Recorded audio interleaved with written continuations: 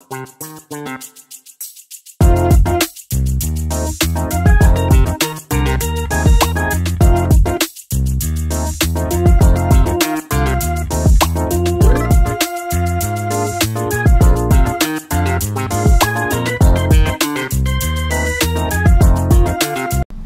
guys, welcome back. Glad to see you here once again. Today we got a little hodgepodge of idiots saying really dumb things, and we're going to start with the U.S. Constitution State, or what is it? What's his name? The Constitution State. His whole state, it's all about the Constitution. Okay, let's get into the video. He's going to tell a cop how to do his job. What's up, everybody? It's the Constitution State here. Today's video comes from Marianne9316, right here out of Connecticut. Seems like she's running into the same problem with the state troopers as a lot of us are, where they believe that the laws don't apply to them, and that there's somehow statutes that allow them to speed and not follow the law when their lights are off, which is just not true. I've ran into it. Other people have ran into it. We all have. Let's hear what one just said to me a few months back. Now you just wait till you hear his explanation of what the cop's doing wrong on this traffic stop of him. It's the most ridiculous thing I've heard so far within the last 5 minutes. We were going 17 miles over the speed limit. I'm running that car because it may fit the description of something. Okay? So I can get as close as I want to any car. We don't have to abide by traffic laws because we have to do our job. But don't you have to abide by traffic laws unless your lights are on? Never ever on the job. Your lights do not have to be on. Because I can't travel on the highway at speeds in excess of 65 miles an hour with no lights on to catch speeders, right? So that logically doesn't make sense.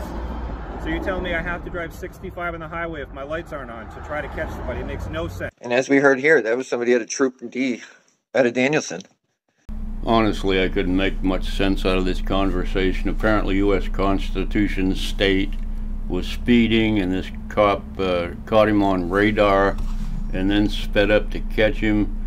And like the cop said, you can't stop a speeder going 17 miles over the speed limit without his lights on. So he put his lights on. He said he didn't have to, he just couldn't catch him if he stayed at 65. A homicide detective, not just some Joe Schmo. And he believes this stuff. I don't get how they can be promoted and move up throughout the department without understanding, like, these basic things. Right here is the statute, section 14-283, rights and duties, emergency vehicles. It's right there, black and white. You can pause it on the sections, read it, do whatever you want with it, but it's there. Well, I went and looked up that code that he mentioned in there, 2005 Connecticut Code, section 14-283, rights of emergency vehicles, obstruction of. Alright, emergency vehicle, obstruction of. Emergency vehicle as used in this section means any ambulance or emergency medical service organization vehicle responding to an emergency call, any vehicle used by fire department or any office of a fire department while on the way to a fire or responding to an emergency call but not while returning from a fire or emergency call. Any state or local police operated by police officer or inspector of the Department of Motor Vehicles answering an emergency call, or in the pursuit of a fleeing law violators, or any Department of Corrections vehicle operated by a Department of Corrections officer while in the course of such officer's employment and while responding to an emergency call. So it says here he can violate the law. It's exactly what it said right here. Any state or local police vehicle operated by a police officer or inspector of the Department of Motor Vehicles answering an emergency call or in the pursuit of fleeing law violators. So there's that. The operator of any emergency vehicle may park or stand such vehicle irrespective of the provisions. I'm just going to hum through this, and we're going to get right to what he's talking about here. Chasing somebody. So he can run up to 65 on the highway without turning his lights on. As soon as he goes past the speed limit, he has to have his lights on. Basically, that's what the law says right here, or this code. Exemptions herein granted shall apply only when emergency vehicle is making use of an audible warning signal, which means he can violate the speed limit as long as he's using his sirens. including but not limited to a siren, whistle, bell, which meets the requirements of subsection blah blah blah, flashing or revolving lights, to any state or local police vehicle property, and lawfully make use of an audible warning device only. The provisions shall not relieve the operator of an emergency vehicle from the duty to drive with due regard for the safety of all persons and property. Anyway, that's pretty much it. There's more to it. I'll probably put a link to this. I'll tell you what, I'll copy and paste the link to this in the description if you want to know more about it. Anyway, it sounds like he was going to start to read it, and then he realized it said just the opposite of what he was saying, that the officer had to have his lights on even if he was going under the speed limit, which he does not, clearly by that code that he didn't read out. And he didn't even show that part in his little blurry little blurb there, whatever that was he put up there. Anyway, let's continue.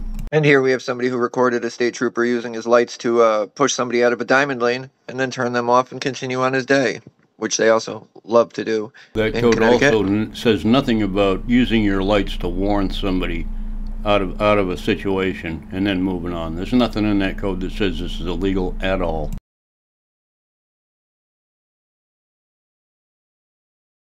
And this is what we came to see. Marianne's video. Let's see what happens here.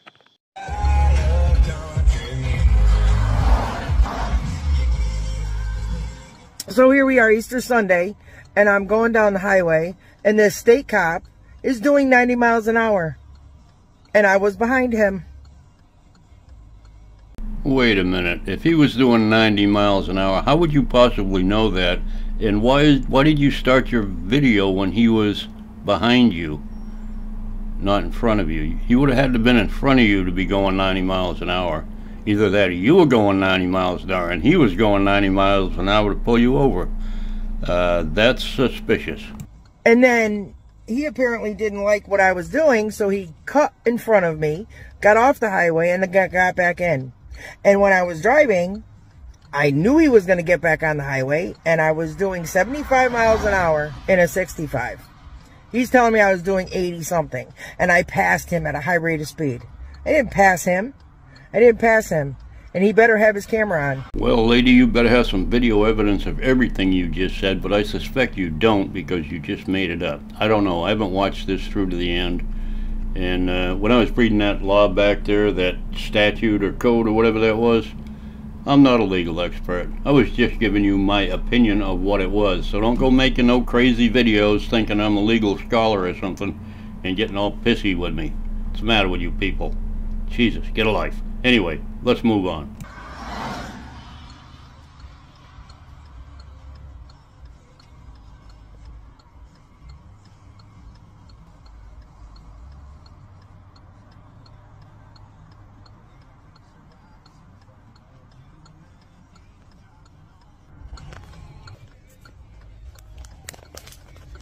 Miss, just a mailing infraction for the speed, 75 and 65.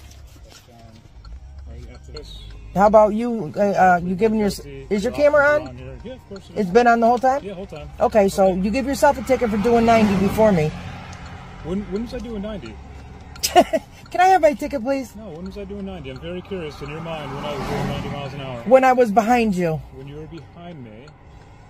Can I have my ticket, please? Okay, now, wait just a minute, young lady. You said clearly previously that he said you were doing 85 in a 65. He just clearly stated that you were doing 75 in a 65. So which is it? Let's replay what she said.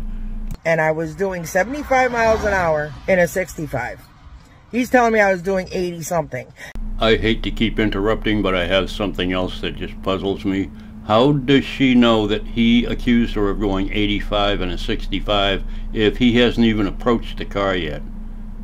He hasn't spoken to her yet. So how does she know that that's what he's going to accuse her of, which he actually doesn't? I've admitted to going 82 miles an hour. Which 82 miles an hour in a 65. Correct. Yeah, Got off the highway. I can do that as a state trooper. No, you can't. No, you can't. You're not above the law. You're not above the law. it's state statute. It is law. What statute is that? Can you please tell me what statute that is? You can what statute is that? Yeah. Because there is no statute, you fucking liar. Well, I think we've seen enough of that video. She obviously can't be trusted. She lied several times through that video. She pretends she knows the law when she does not. She doesn't say he had it. She doesn't say that he didn't have his lights on, so that has nothing to do with the light situation. I don't know if he did or didn't. If he didn't have them on, he might have been in violation of that code. I don't know, because she didn't video any of that stuff she made up. Anyway, that's where I'm going to end the video, and I'm going to take you out with me watching one of my favorite channels of all time on YouTube. Stay tuned, and I love you all. Bye. Well, consider for just a moment the way they've both treated public employees, mostly women, over the past year. Here's a little compilation I put together, which is by no means the worst of what actually transpired. I'm not gonna sit here for a year and wait. You're not gonna cuss at me. Shut the fuck up, I will.